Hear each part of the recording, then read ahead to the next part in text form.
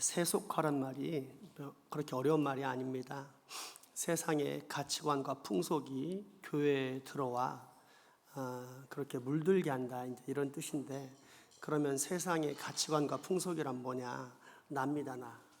내가 인정받고 내가 행복하고 내가 대접받는 게 가장 중요한 겁니다. 그 다음에 뭐든지 의미가 있는 것이죠. 그래서 세상 사람들은 내가 가장 소중한 존재입니다. 남 이전에 항상 나입니다. 그런데 우리 기독교의 가치관은 뭐죠? 주는 것이 받는 것보다 더 복되다. 그래서 우리 젊은이들은 주려고 합니다. 가장 많이 열심히 일하고 가장 많이 헌금을 하고 또 가장 많은, 어떻게 보자면 외적으로는 권리를 가지고 있을 수 있지만 다 잊어버리고 주는데 우리의 모든 노력을 다 기울이고 거기에서 우리는 만족과 기쁨을 얻자. 그래서 주는데 두 가지를 줍니다. 첫째는 부모님께 할 수 있는 최대한 효도를 다해 주는 것. 두 번째는 우리 교회의 희망인 우리 아이들을 잘 키워서 우리 교회가 더욱더 부흥할 수 있게 만드는 것. 이렇게 두 가지 주는 곳에 집중을 하고 거기에서 만족과 행복감을 느낍니다. 어제도 또 그제도 여러분 차고 계신 꽃을 직접 만드느라고 우리 젊은이들 얼마나 많은 수고를 했는지 모릅니다. 혹여라도 노래 한번 하고 딱 끝난다 이렇게 정성 없게 느껴질까 봐 제가 일부러 소개를 드립니다. 그래서 두 가지 의미에서 우리가 한번 박수를 보냈으면 좋겠는데, 첫째는 그만큼 우리 부모님들 존경하고 사랑합니다, 이런 의미로.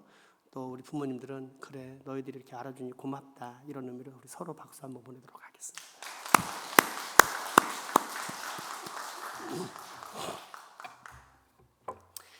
지금까지 우리가 배워온 내용들을 한 문장으로 종합하면 다음과 같습니다. 한번 크게 읽어봅시다. 우리는 중보자가 필요합니다.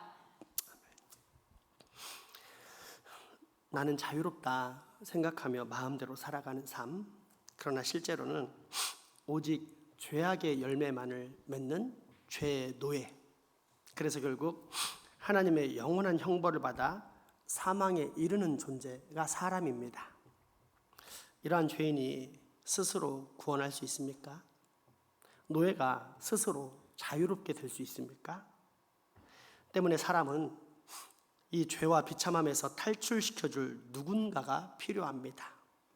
그러한 중보자에게는 두 가지가 필요한데, 하나는 죄값을 치러줄 수 있는 자격이요, 또 다른 하나는 하나님께서 정하신 의의 값을 획득해서 사람들에게 돌려줄 수 있는 능력입니다. 유한한 피조물 중에 이러한 자격과 능력을 가진 존재가 있습니까? 죄 없는 사람이 있습니까? 따라서 하늘에 계신 하나님께서 친히 이 땅에 내려와 사람의 구원을 이루십니다. 영원한 의인이신 중보자 예수 그리스도께서 하나님의 공의를 충족시키시면서 거룩하신 하나님과 죄인인 사람을 화목해 하십니다. 이 은혜의 진리를 성경은 다음과 같이 증거합니다. 에베소 2장 말씀입니다. 그는 우리의 화평이시니라. 둘로 하나를 만드사 원수된 것 곧 중간에 자기 육체로 하시고 법조문으로 된 계명의 율법을 폐하셨으니 이는 이 둘로 자기 안에서 한 세 사람을 지어 화평하게 하시고 또 십자가로 이 둘을 한 몸으로 하나님과 화목하게 하려 하심이라. 원수된 것을 십자가로 소멸하시고 또 오셔서 먼 데 있는 너희에게 평안을 전하시고 가까운 데 있는 자들에게 평안을 전하셨으니 이는 그로 말미암아 우리 둘이 한 성령 안에서 아버지께 나아감을 얻게 하려 하심이라. 그러므로 이제부터 너희는 외인도 아니요 나그네도 아니요 오직 성도들과 동일한 시민이요 하나님의 권속이라. 너희는 사도들과 선지자들의 터 위에 세우심을 입은 자라. 그리스도 예수께서 친히 모퉁이 돌이 되셨느니라. 그의 안에서 건물마다 서로 연결하여 주 안에서 성전이 되어가고 너희도 성령 안에서 하나님의 거하실 처소가 되기 위하여 그리스도 예수 안에서 함께 지어져 가느니라. 아멘. 아멘. 이것이 바로 거듭난 우리의 정체성입니다. 우리 스스로 우리 스스로 하나님의 생명을 얻고 구원받은 것이 아니라 중간에 자격과 능력 있는 중보자로 말미암아 이렇게 새롭게 만들어졌다라는 분명한 하나님의 선포입니다. 그런데 이처럼 죄인을 구원할 수 있는 중보자가 예수 그리스도라는 사실을 어디에서 알 수 있습니까? 복음입니다. 하이델베르크 제19문답입니다. 당신은 이 사실을 어디에서 압니까? 거룩한 복음에서 압니다. 하나님은 이 복음을 맨 처음에 낙원에서 계시하셨습니다. 그 다음 거룩한 족장들과 선지자들을 통해 하나님은 이 복음을 선포하셨습니다. 또한 율법의 다양한 제사들과 의식들을 통해 곧 여러 가지 모형들을 통해 하나님은 이 복음을 미리 보여주셨습니다. 마지막으로 자신의 사랑하는 외아들을 통해 하나님은 이 복음을 성취하셨습니다. 아멘. 아마도 우리는 성경이 더 익숙할 것입니다. 그래서 당신은 이 사실을 어디에서 합니까? 라고 물어보면 복음에서 합니다 라기보다는 성경에서 합니다 라고 하면 금방 와닿을 것입니다.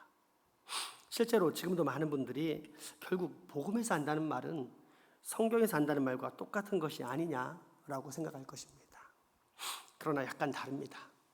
왜냐하면 성경이 기록되기 전에 이미 하나님께서 구원을 위해 큰 일을 행하셨기 때문입니다.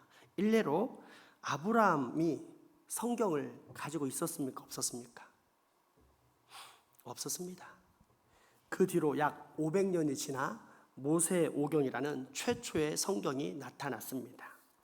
기록된 성경이 먼저라는 뜻입니까? 아니면 하나님의 은혜인 복음이 먼저라는 뜻입니까? 복음입니다. 이 복음은 가장 처음 에덴 동산에서, 이후로는 아브라함, 이삭, 야곱과 같은 족장과 그 위의 선지자들, 그리고 다양한 제사법과 의식에서 나타났다가 최종적으로 하나님의 독생자를 통해 완성됩니다. 그래서 19문의 답변은 복음에서 알 수 있다라고 명시된 것인데, 다소 긴 듯한 이 답변 속에는 복음이 갑자기 튀어나온 것이 아니라 역사적 과정을 거쳐서 우리에게 주어졌다라는 진리가 담겨 있습니다.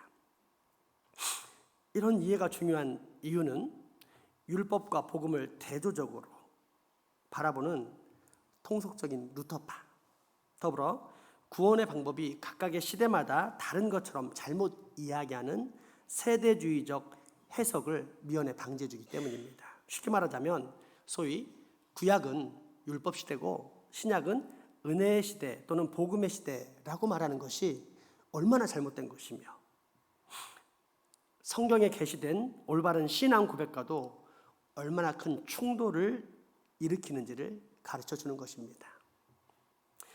또한 이는 변함없는 하나님의 사랑과 계획을 말해줍니다. 즉 택한 백성을 향한 하나님의 사랑은 임기응변적이고 조건적으로 이루어진 변덕스러운 사랑이 아니요, 영원부터 영원에 이르기까지 한결같은 풍성하시고 무한하신 사랑이라는 뜻입니다. 진짜 그럴까요? 에베소서 1장 3절에서 7절까지 말씀을 보도록 하겠습니다.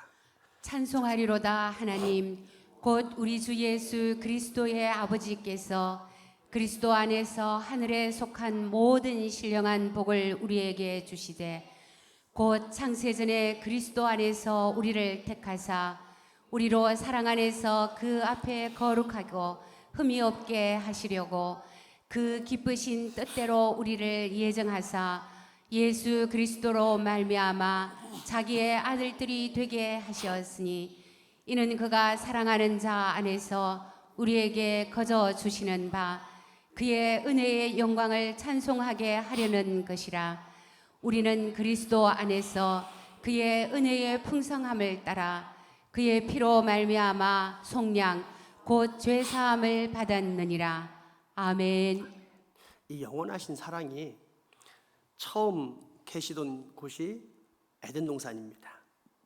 하나님께 불순종함으로 인해 더 이상 아무런 소망이 없는 인생, 오직 죄와 비참함으로 영원한 형벌밖에 남지 않은 인생들에게 하나님은 복음을 선포하십니다. 창세기 3장 15절 말씀입니다.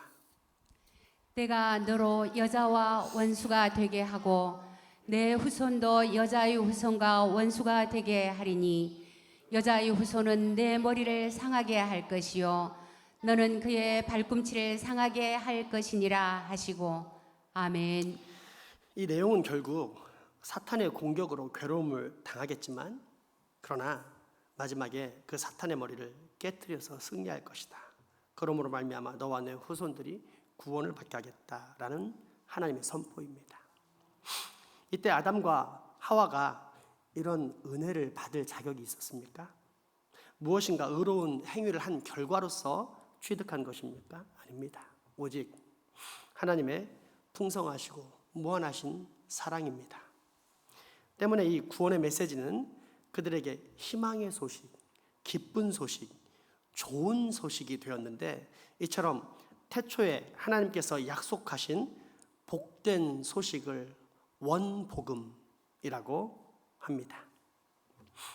노아 홍수 이후에 인류가 다시 죄악 속에 빠져 구원의 여지와 희망이 없을 때 하나님께서는 새로운 방식으로 구원의 역사를 진행하십니다.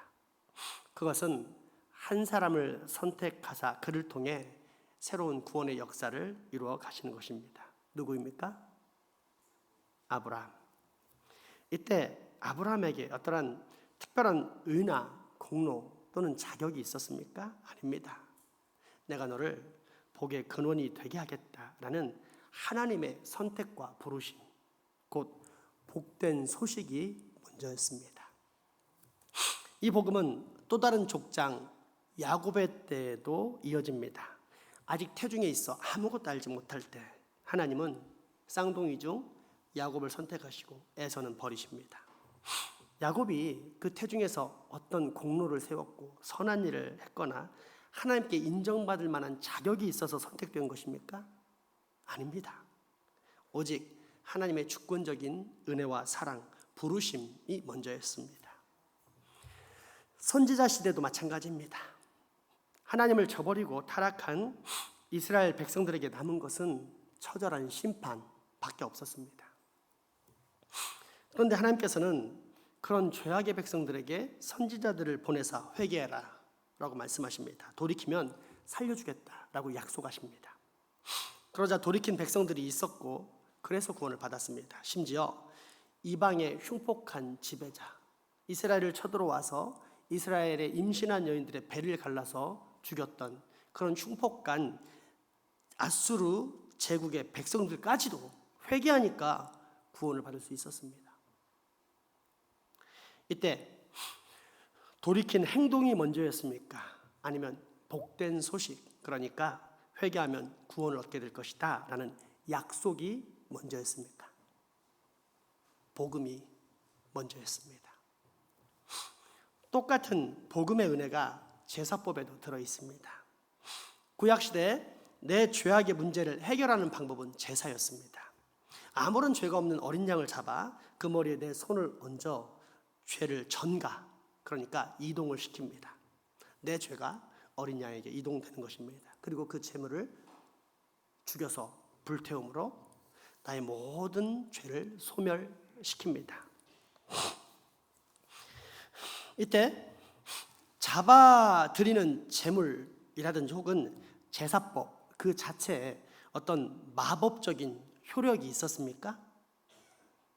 아니면 하나님의 약속, 그러니까 하나님께서 정하신 그러한 제사법을 통해서 제사를 드리면 하나님께서 용서해 주시겠다는 복된 소식이 먼저였습니까? 복음이 먼저였습니다. 그리고 이 복음은 신약에 이르러 중보자 예수 그리스도로 말미암아 최종적으로 완성됩니다. 하나님께서 사람의 구원을 위해 독생자 예수 그리스도를 이 땅에 내려 보내셨다. 이 예수는 참 하나님이자 참 사람으로서 하나님의 공의를 충족시키신 분이다.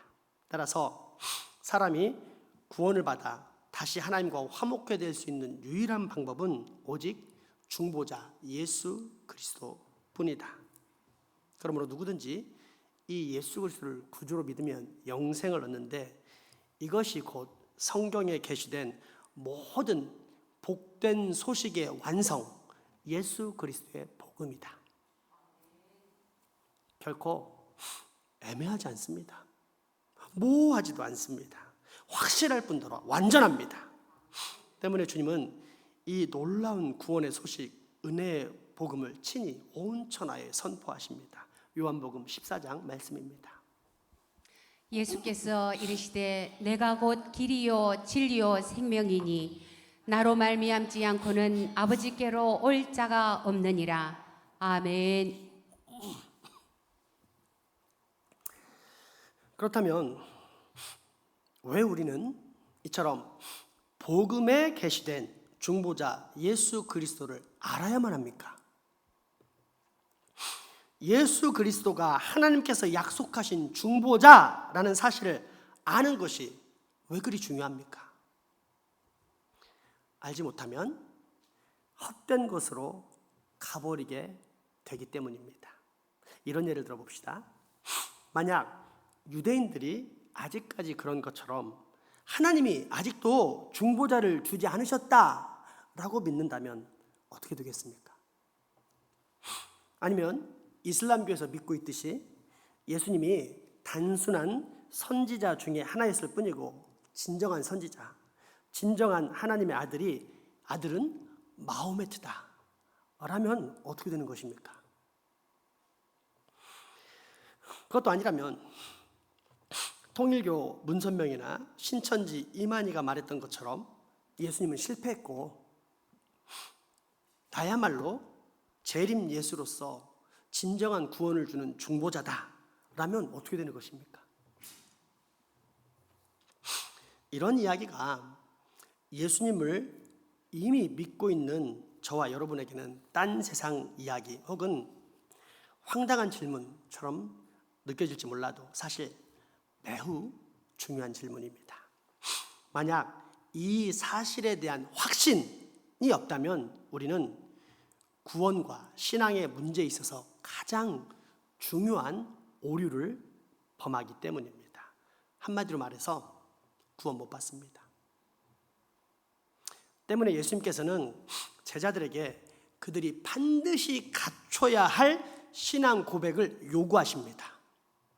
오늘 본문 마태복음 16장 13, 14절 말씀입니다. 예수께서 빌립보 가이사라 지방에 이르러 제자들에게 물어 이르시되 사람들이 인자를 누구라 하느냐? 이르되 더러는 세례 요한, 더러는 엘리야, 어떤 이는 에르미야나 선지자 중에 하나라 하나이다. 아멘. 당시 로마의 식민지였던 이스라엘은 하나님께서 보내신 구원자 메시아를 기다리는 중이었습니다. 그렇게 기적을 일으키시는 예수님의 정체성에 대한 논란은 일어날 수밖에 없었습니다. 하지만 복음의 핵심을 간과한 채 복음의 변죽만을 울리고 있는 율법주의자들은 예수님을 메시아, 중보자로 믿지 않았습니다. 기껏해야 큰 선생 혹은 위대한 선지자 정도로 보았고 부정적으로는 아주 교묘한 사기꾼 취급을 했습니다. 하나님께서 보내신 중보자 예수 그리스도를 몰라봤던 것입니다. 그런 이들이 구원을 받을 수 있을까요? 불가능합니다. 하나님께서 주신 약속을 간과하고 자기 멋대로 믿는 자들에게는 자기 의가 있을지는 몰라도 구원을 못 받습니다. 하나님의 사랑 대신 하나님의 공의가 찾아와 반드시 정죄와 심판의 형벌이 내려집니다. 그리고 이 문제는 이 땅에 존재하는 그 어떤 누구에게도 예외가 없습니다. 때문에 주님은 자신의 제자들에게 그들이 반드시 갖춰야만 하는 신앙 고백을 찾으셨던 것입니다. 너희는 나를 누구라 하느냐? 너는 나를 어떻게 생각하느냐? 이때 그 유명한 베드로의 신앙 고백이 나오는데 주님은 이 고백이 단순한 사람의 고백, 베드로의 고백이 아니라 성령의 감동하심으로 나온 하나님의 선포라고 말씀하십니다. 마태복음 15장, 16장, 15, 17절 말씀 읽어봅시다. 이르시되 너희는 나를 누구라 하느냐? 시몬 베드로가 대답하여 이르시되 주는 그리스도시요 살아계신 하나님의 아들이시니이다. 예수께서 대답하여 이르시되 바요나 시몬아 내가 복이 있도다. 이를 내게 알게 하니는 혈육이 아니요 하늘에 계신 내 아버지이시니라. 아멘. 그리고 여러분 잘 기억하십시오. 잘 기억하십시오. 바로 여기에서 이 고백에서 현재에 이르기까지 기독교 2000년 역사의 근간을 이루는 예수님의 놀라운 선포가 일어나는 것인데 이것이 현재 우리가 안팎으로 누리고 있는 이 땅에 펼쳐진 하나님의 나라, 저 하늘에서부터 내려온 하나님의 선물인 교회의 시작입니다. 마태복음 16장 18절 말씀 다시 한번 읽어보십시오. 또 내가 내게 이르노니 너는 베드로라. 내가 이 반석 위에 내 교회를 세우리니 음부의 권세가 이기지 못하리라.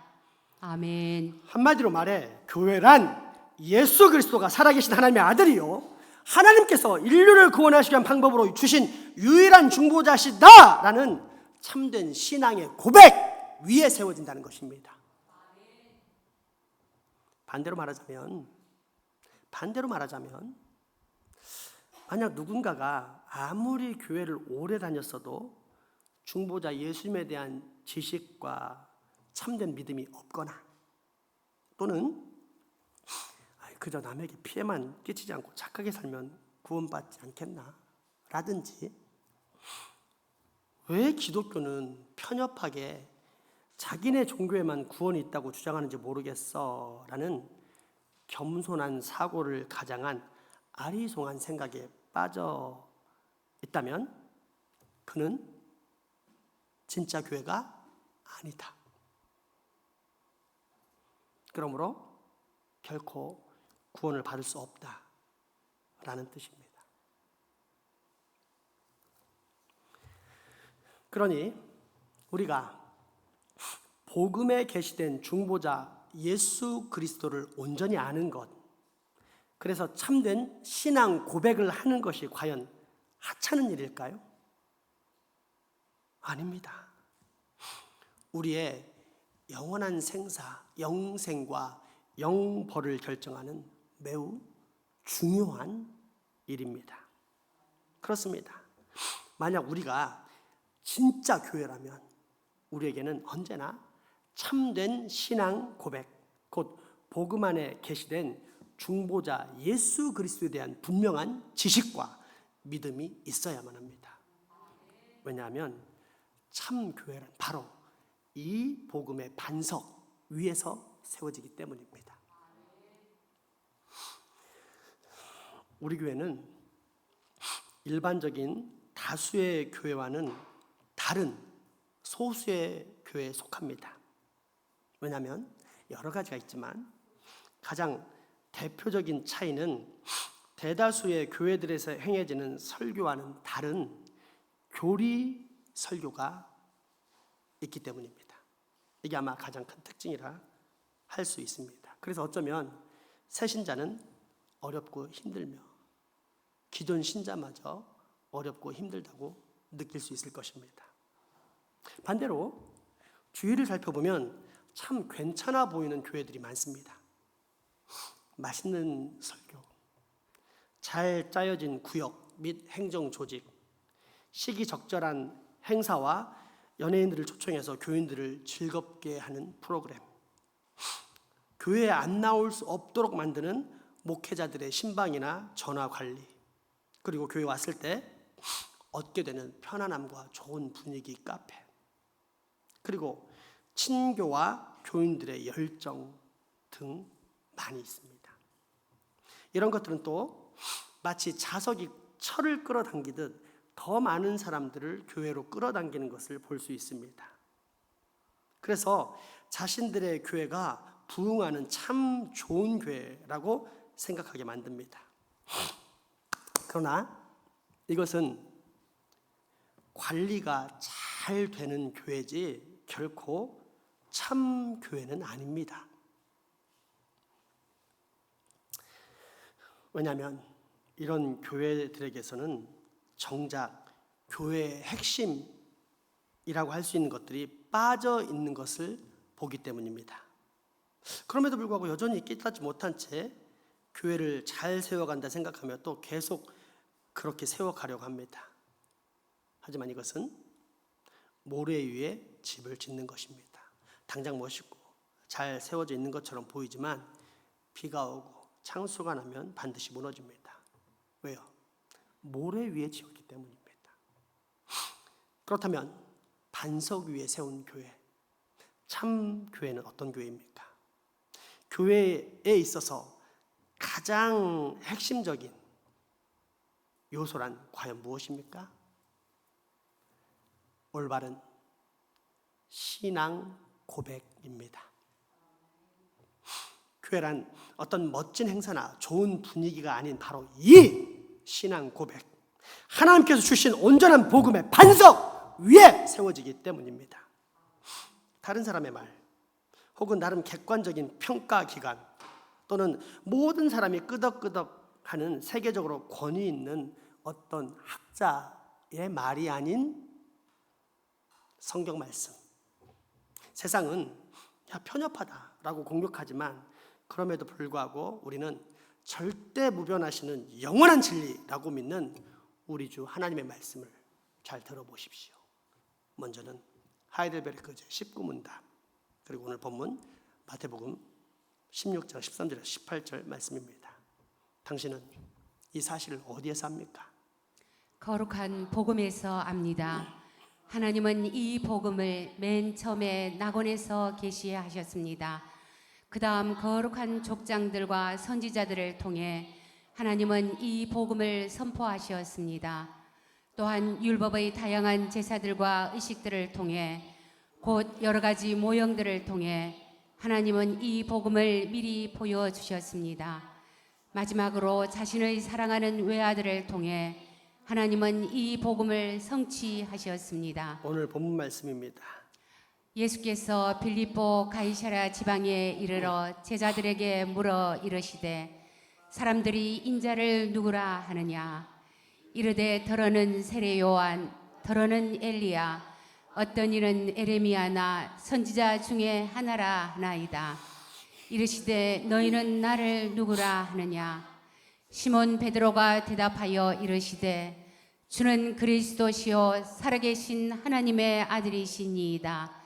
예수께서 대답하여 이르시되 바요나 시몬아 내가 복이 있도다. 이를 내게 알게 한 이는 혈육이 아니요 하늘에 계신 내 아버지이시니라. 또 내가 내게 이르노니 너는 베드로라. 내가 이 반석 위에 내 교회를 세우리니 음부의 권세가 이기지 못하리라. 아멘. 잘 들으셨습니까? 그렇다면 여러분은 여러분의 교회를 어떻게 세우시겠습니까? 멋진 쇼입니까? 아주 행복하고 편안한 분위기입니까? 아닙니다. 올바른 신앙 고백, 곧 복음에 계시된 중보자 예수 그리스도에 대한 참된 신앙 고백, 그 위에 나의 교회를 세워야만 합니다. 기도합시다. 은혜와 진리의 주님, 복음의 핵심을 잃어가는 우리 민족의 교회들을 불쌍히 여겨 주십시오. 더 이상은 모래 위에 교회를 건축하지 않게 주옵소서, 건져 주옵소서, 구원하여 주옵소서. 그래서 복음의 반석 위에 중보자 예수 그리스도에 대한 참된 신앙 고백 위에 교회를 세울 수 있게 하여 주옵소서. 무엇보다 우리 장생포교회 모든 교우들은 반드시 이 반석 위에 세운 교회, 영생의 기쁨이 넘치는 교회들이 다 되게 하여 주옵소서. 예수님의 이름으로 기도합니다. 아멘. 헌금하시